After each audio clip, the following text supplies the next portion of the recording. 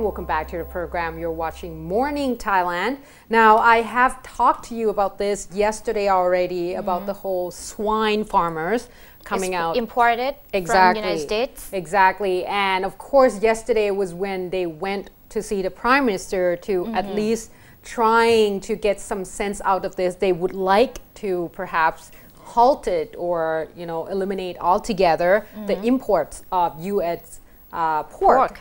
Now, yesterday at 10 o'clock, led by Kun Surachai Suthitham, which is the president of the Swine Farmer Clubs or Association, so on and so forth, went to the government house to actually produce the documents to the Prime Minister, claiming that the imports of U.S. pork obviously will create such a big trouble for the swine farmers right here in Thailand. Now, as you can see there, that's a pig head. Okay, that's a pig head with U.S.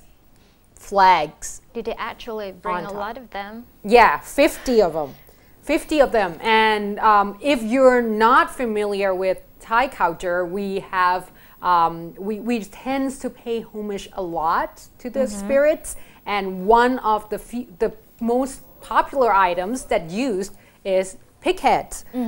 I'm not quite sure why, but it tends to be in almost... I was going to ask why. I'm not sure. I'm not sure why the spirit would prefer the head over the body. I've never seen pig head in the States before, only in Thailand. That's the thing. That's what they say. They say that because it would just is not very popular among American, that the heads and let me see here, the legs that the U.S. consumers tend to stay away from will be imported to Thailand, because technically for them, that's a discard. Right. Like they don't really need that anymore. That means that it will be sold in a lot cheaper price. Now they say that another concern is that the fact that it costs a lot less for the U.S. farmers or pig raisers to actually raise the pig right there in the United States, due to the fact that they allowed the ractopamines to actually be used as additives that helps with the growth exactly of the pigs and, you know, how big they will become. Therefore, that means that it will shortening the time that they have to actually raise the particular you know, pig for the meat. Now, Kun Surachai also said that at this point they are asking the government to stop or halt this particular policy. And they say that it's not only the pork that will be bringing in, the internal organs as well. And you know that people in North American people tends to shy away from eating, you know, animals' organs. However, in Southeast Asia, it's quite big. And in Thailand, we pretty much eat the entire body. Right. So these will be sold a lot cheaper. So it makes a lot of sense in this case. So I'm not quite sure what's going on. However, yesterday, obviously, the Prime Minister did not come out and receive this particular document. It was Kun Yukon Lim Lam Thong. Now, he is a representative. He looked after the agricultural ministry. So he was looking at that. Now they say that at this point, a lot of people were concerned as well, due to the fact that since U.S. used this particular additive, it means that it was banned in a lot of countries. Right.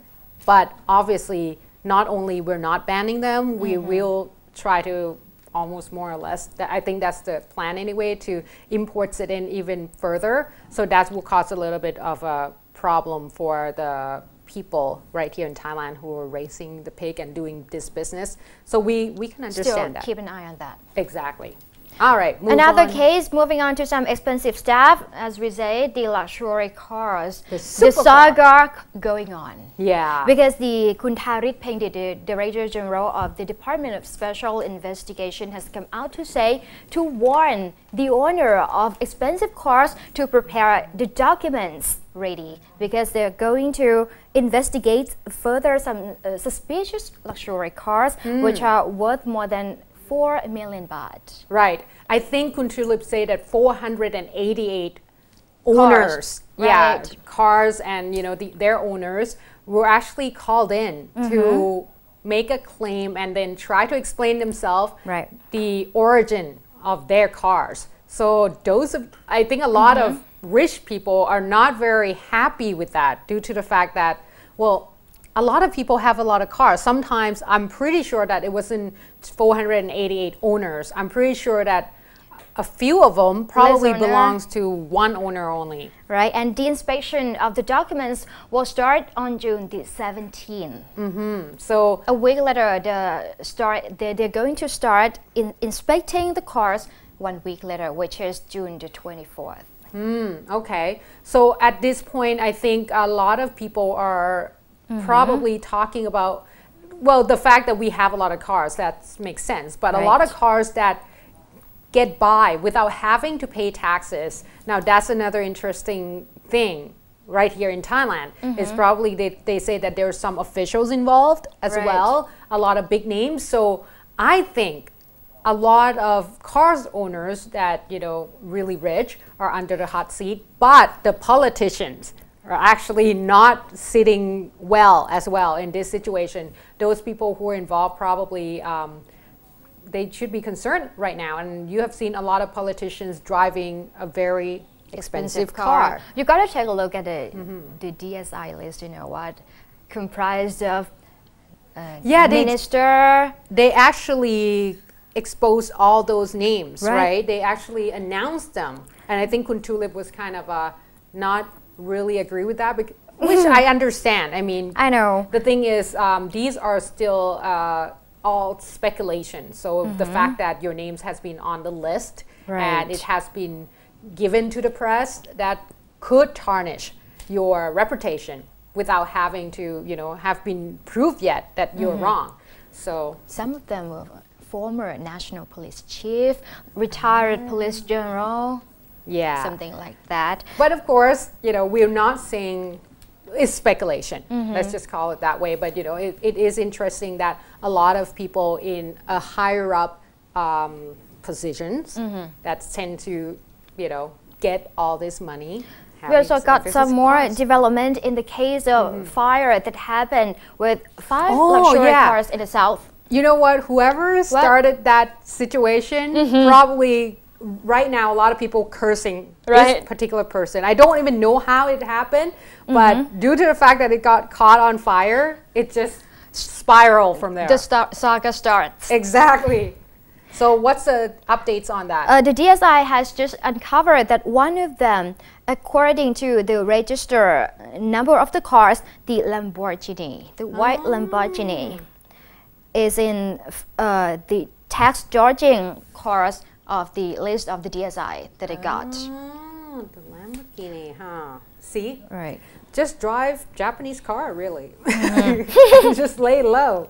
Now, moving on to another updates. Of course, we talked to you about the whole water management bid, so on and so forth, and about the situation that happened.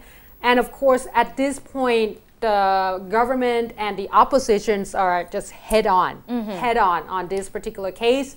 Not only because we talked about the whole rice pledging scheme the day earlier about how there's a situation that they lost is a lot of money, but this particular case that we talked about yesterday, talking about how water management bidding might be rigged. Might be not still. Surprising, huh? No, not really. This is what the Kun Apisit Wechashiwa, the Democrat Party's leader, and of course the opposition party leader as well. Well, it's the same thing. After I said that, I realized.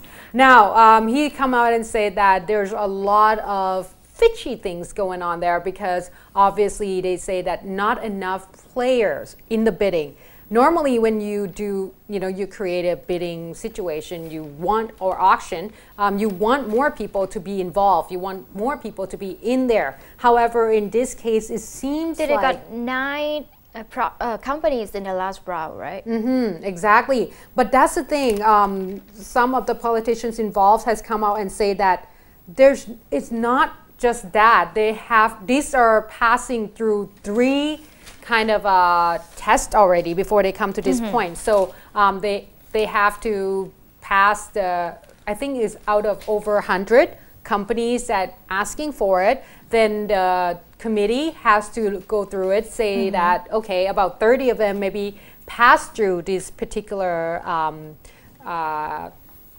assessment. More easily? Exactly. Well, not more easily, but you know, they pass through the assessment, they pass the modules because they have the modules that they have to meet, about 9 modules, I think. And then later on, there was only a few of them that passed through, and then, of course, you have to hand in the white envelopes or whatever, white, brown, whatever color it is, to indicate the numbers that you think that you would be able to actually carry this through. Now, of course, after having said that, you know, with the whole speculation thing, Kun Pramphong Nopparit went to the TSI and say that, you know what, I want you to take a look at the whole rice pledging scheme as well, because the number is different. And right now, there's another situation where the BMA, the Bangkok Metropolitan Administration, is under investigation as well, due to the fact that they say that the whole BTS concession that went on, because apparently, according to the concession, they're supposed to be extended for another 13 years. What is it, the backfire again? Well, I think that this is a good thing. I think it's a good thing, because the thing is, if they're so in love with each other, you know, the wheel would just stuck, right? They're just gonna kind of like, yeah, let's go hand in hand and you would just enjoy the situation. But at this point, it's kind of like digging dirt. Right. So we'll get to hear more about it due to the fact that they're not really lovey-dovey among each other. And I think that's, you know, happens in all the political situation in almost every country, which is, I would say, is a good thing. So anyway, the whole BTS thing, they say that this particular concession has been extended and not exactly according to the law.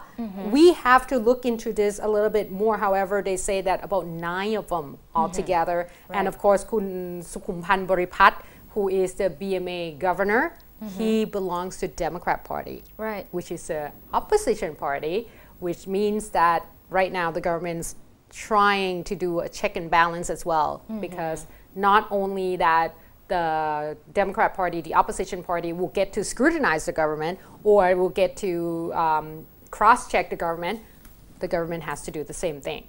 Which is a good thing, but then we're not sure about what's going on about this case yet. And of course, our next break, Kun Chain will give us a little bit more insight in terms of what is going on with the bidding system in Thailand. I mean, you know, a lot of expats probably wondering like, well, if you have a bidding or auction, there should be more players, so on and so forth. So we'll get to hear a little bit more about that later on. Right now, let's take a short break. Stay tuned.